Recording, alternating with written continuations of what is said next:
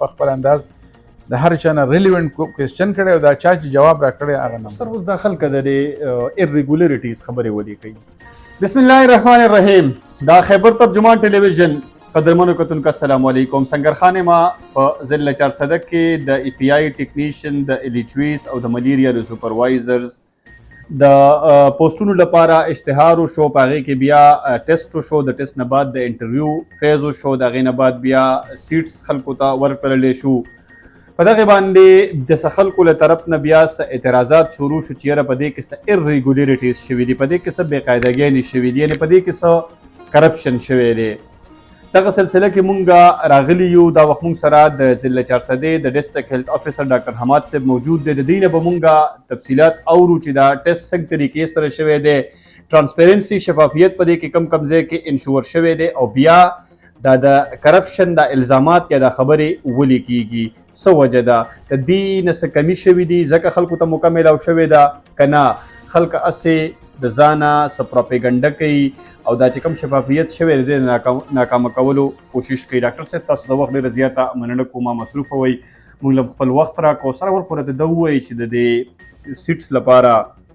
اشتهار کله شوی او بیا د هغې نه بعد ټیسټ کله وشو؟ اعوذ بالله من الشیطان الرجیم، بسم الله الرحمن الرحیم. د ټول نه اول سنگر خان صاحب تاسو د پوره ټیم زه ډېر مشکور یم چې نن ډېر باران هم دی او بیا هم تاسو تشریف راوړو، موږ له مقرره کړه چې په دې باندې خبره وکړو. ریسنټ چې کوم زمونږ هایرنګ شوی دی، اصل کې دا هایرنګ چې یو دا د تیر ډي ایچ او صاحب د وخت خبره ده، د دې تقریبا کال یو نیم کال وشو. دغه وخت نه دا را روان او مختلف فیزز کې وه، او هغې کې بیا چونکې ټایم یا د پېښور سکریټریټ نه هغه نه کېدو یا هر څه وجه چې وه د هغې دغه نه و شوی. زه چې کله ما چارج واخیستو، ما دلته تر اوسه 3 میاشتې وشوې، نو په دې کې دننه بیا ما هغې کې د هغې کې کمیټې نه جوړې کړې وې، سکروټني کمیټې، ریډریسل کمیټې، او په هر څیز هغې ډېر زیات کار کړی و. خو بیا هم چې زه کېناستم ډېر زیات کمپلینټس ما ته را روان و ترو وټساپ، خلکو ډېرې خبرې کولې چې یاره تیز دا دی او تیر دا دی، تیر دا دی. نو ما چې یاره د هر څه به صفایي وکړو، یو ریویو به وکړو، کوشش به وکړو چې یاره د خلکو کمپلینټس او د خلکو کم هغه ریزرویشن چې دي چې هغه موږ هغه کو ایډریس کو وایورو، هغې باندې نوټس یې کو، خبره پرې وکړو. د دغې دپاره بیا ما دوباره ریویو وکړه، هم هغې چې کومې کمیټې نه جوړې کړې وې، که هغه جي آر سی کمیټې وه، که هغه سکروټني کمیټې وه، هم هغه مونږ ایز اټ ایز پاتې کړی او په هغې باندې نور مزید مونږ کار وکړو. بیا چې ځان مونږ هغې کې مطمئن کړو، نو پس د هغې نه مونږ بیا هغې کې انټرویو اعلان کړه او په هغې کې بیا د سکریټریټ نه مونږ ته په هغې کې باقاعده مونږ ډېر زیات خلک په هغې کې انپکچر کړه او په هغې کې هغې په نوټس کې م راویسته. ایون زه به تاسو ته لږ شان ډیټیل درکړم چې په هغې کې مونږ د سکریټریټ باقاعده کس و، پکې ایس او 3، هغه کې د ډي جي پېښور کس و، په هغه کې د ډي سی صاحب نماینده و، په هغه کې ډي ایم او په خپله ناست و، په هغه کې ایون مونږ انټي کرپشن ته هغه کړی و، د هغې کس و پکې. دا په انټرویو کې داسې دوی ابزرور ناست و. نور بیا زمونږ خپل پینل چې و، نو په پینل کې زه په خپله وم، ایس او 3 پکې، او بیا د تنګي هاسپټل ایم ایس صاحب چې و، ډاکټر امین خټک صاحب، هغه پکې هم ناست و او هغه مونږ انټرویو کنډکټ کړه. په دې انټرویو کې زمونږ سره تقریبا 39 سیټس و چې 30 په هغې کې ای پی آی او 4 په هغې کې ملیریا سپروایزر و، او په هغې کې 15 چې و الیچویز و. دا مونږ ډېر تارولی او ډېر په هغه باندې ډیټیل باندې د دوی انټرویو واخیسته، او په انټرویو دوران کې د هر کینډیډیټ نه ما هم زما بل پینل ملګرو نورو ملګرو هم ایس او 3 هم بار د هر کینډیډیټ نه دا تپوس وکړو چې بچیا بیبي ستاسو که چا باندې څه ریزرویشن وي، څه خبره مې وي، خدایمه که به چا هم څه ډونیشن ورکړی یا هم چا له څه روټۍ کړي یا هم چا له څه پیسې ورکړي یا څه خبره مې، تاسو کایندلی پلیز ووایئ او یا مونږ ته ترو وټساپ وکړئ یا مونږ ته یو اپلیکیشن راوړئ، خو پی آی راوړئ، چا له هم چې راوړئ د پینل کې هر ممبر له، او هېچا هېڅ ونه وي چې نه یار دې څه خبره نشته. نو د هغې نه پس مونږ هغې کې د هر دغه نه انټرویو واخیستل او بیا هغې کې چې کوم ډیزروینګ و هغه په هغه کې وشو. په هغه کې داسې خلک شوي دي چې دلته اوس مال بار خلک راځي دومره غریبانان چې هغه ورځ یو بوډا بابا راغی په جړا شو نو زه داسې ډېر ګډوډ شوم چې بابا لکه په څه په جاړي چا ورسره څه ځای ته وکړو هغه وایي چې ډاکټر صاحب زما کور هېڅ درک نه لګېدو ټول مونږ بیماران په کټ پراته دغه یو بچی مو هغه تاسو نوکر کو نو زه راغلی یم که یو پیالی چای زما نه درکوي نو ما نه بابا ستا چا ویل دي چای هم د باندې مونږ وڅکو هر څه به وکړو د باندې مونږ ته صرف دعا کوه دعا کې نیت ساته نو داسې هېڅ او داسې مزید نور هم ډېر ایکسپیرینس د تاسو سره شیر کولی شم خو چونکې انټرویو دی کې مناسب ما ته ډېر نه ښکاري اصل کې د خلکو هغه چې دی کم ظاهره خبره ده خو 39 سیټس وو نه زرو نه 2000 په دې کې به څوک شوي څوک به نه شوي په دې کې تقریبا د 100 پورې مونږ کینډیډیټ سره غوښتي وو نو په دې کې به 39 کېده نور به ظاهره خبره پاتې کېده سر دې کې بخښنې سره ریټرن ته څونه اپلیکنټس راغلي په دې کې تقریبا 95 مونږ ته کینډیډیټس راغلي مونږ ټول انټرویو کړي دي پای کې 39 شوي دي په دې کې زیات د خلکو هغه دا دی چې یاره په دې کې مونږ په ایټا کې زیاتې نمبرې اخیستې دي او مونږ ولې پاتې شو تاسو میرټ په څه جوړ کړی نو دا د دې جي او هغې ایسټا کوډي د ګورمنټ چې کله هایرینګ کوي نو هغه یو ایسټا کوډ تا ته ایشو کوي هغه ایسټا کوډ باندې به ته ځې ته د هغې نه یو منټ هم اخوا یو سیکنډ لا هم اخوا دېخوا کېدی نه شي یا یو د ځان نه پکې لکه ته څه هم نشي کولی په هغې کې مونږ داسې کړي دي چې په هغې کې دا کم دغه چې دي ټوټل دا اګریګیټ دی په اګریګیټ کې بیا یو سړی دی د ایټا ټیسټ چې دی د ایټا ټیسټ باندې د سټوډنټس خبره یا د کینډیډیټس خبره وه نو ایټا داسې ده چې ایټا یو سکرین ټیسټ دی ایټا یو کوالیفاینګ بیریر دی دا تا صرف انټرویو ته الیجیبل کی باقی د دې نور هخوا نور څه کار نشته ایټا 50 نمبرې چې د پاسینګ مارکس دي اوس که ته 49 واخیستې نو ته پاتې شوې ته الیجیبل بیا نه اوس که د 50 نه تا خوا 60 واخیستې که تا 70 یون واخیستې د هغې مزاحمیت نشته بس ته الیجیبل شو یو وار اوس دې ځای کې سب کنفیوژن دا دی چې یو کینډیډیټ وایي چې ما 80 مارکس اخیستي دي ما ټیسټ کوالیفای کړی دی زه دلته په انټرویو کې پاتې شوم دا کنفیوژن دی د خلکو بالکل ټیک خو دا هغه نه دی چې یاره تا ایټا پاس کړه نو ته به هر څه پاس کړې ایټا تا پاس کړه بس ته الیجیبل شوې دې نه اخوا بیا څه دي بنیادي څه چې دی هغه میټرک نمبرې دي بیا په هغې نه بعد د ډپلومې نمبرې دي بیا د هغې نه بعد د ایکسپیرینس نمبرې دي بیا د هغې نه بعد د هایر کوالیفیکیشن نمبرې دي بیا د هغې نه بعد د انټرویو نمبرې دي اوس زمونږ د فینل سره 8 نمبرې وي د دې دریو ملګرو سره 8 نمبرې وي دا 8 نمبرې بیا په 2.5 نمبرو کې د یو کس پیسه کې راځي لکه زما سم 2.5 وي د یوسفري صاحب سره 2.5 او د ډاکټر امین خټک ایم اس تنګي هاسپټل نو دا 8 نمبرې د انټرویو باقي بنیادي څه چې دی نو هغه د دوی چې دا ما څنګه یاد کړه هغه دغه دی اوس دغه 2.5 نمبرې کې چاته میلاو شوي او په هغې کې فرض که یو سړی دی هغه په کامیابېدو کې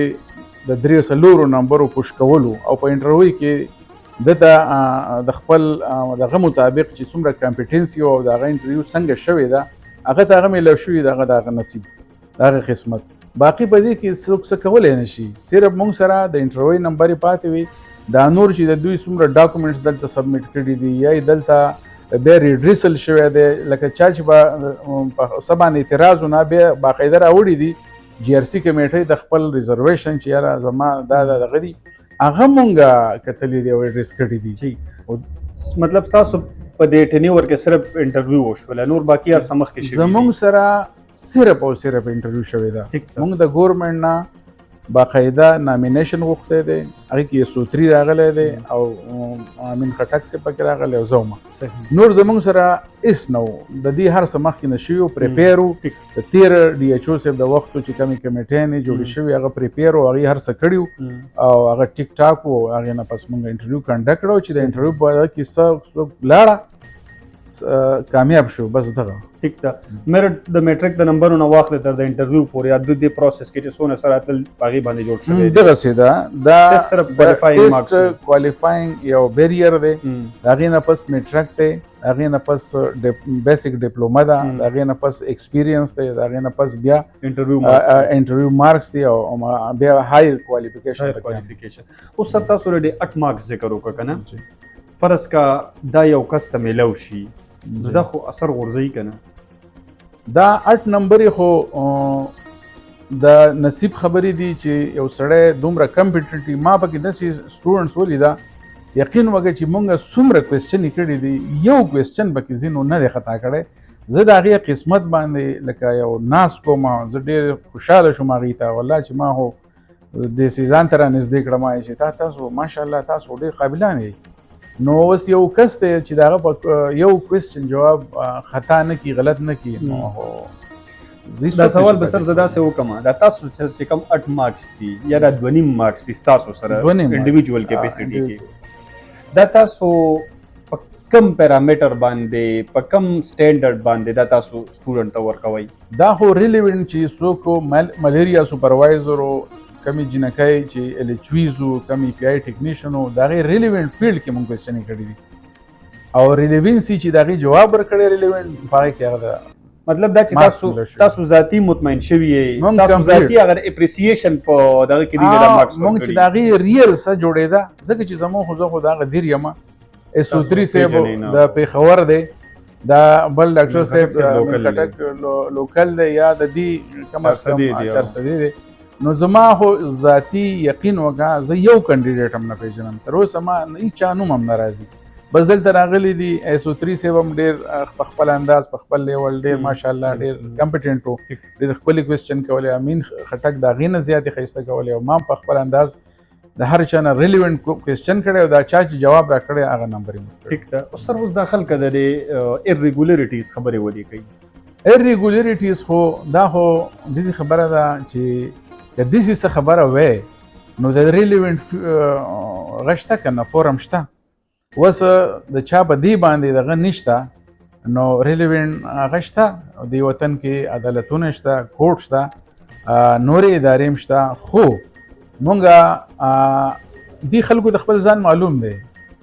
لکه په دې کې چې خلک راغلي دي دا کم چې ناکام شوي دي چې د هغوی په کوېسچن کې د هغوی په انټرویو کې کافي فرق و او دا یوازې زما په دغه نه و هلته زما سره په پینل کې نور خلک هم ناست و بیا د هغې سره نور خلک ډېر د ایز ابزرور ناست و ډي ایم او صاحب ناست و چې دا ټوله ضلع هغه پرزنټ کوي نو مونږ د چا سره څومره ده چې یاره او که د چا داسې صحیح د چا څه خبره زه د خپلو ټولو میډیا پرسن نه که هغه لوکل دي که نان لوکل دي که هغه څوک چینلز چلوي که څوک سم چلوي خو چې د دې پروفیشن سره تعلق یې نو د هغې نه زما کاینډ ریکویسټ دی چې او دا هسې هم په کار ده د صحافت خو بنیادي هغه دا دي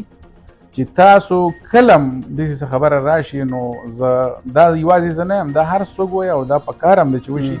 چې د دواړو موقف واورېدی شي او پس د هغې نه بیا د یو بیلنس ریپورټینګ وکړي هغه ستاسو نه زما ایکسپیکټیشن دي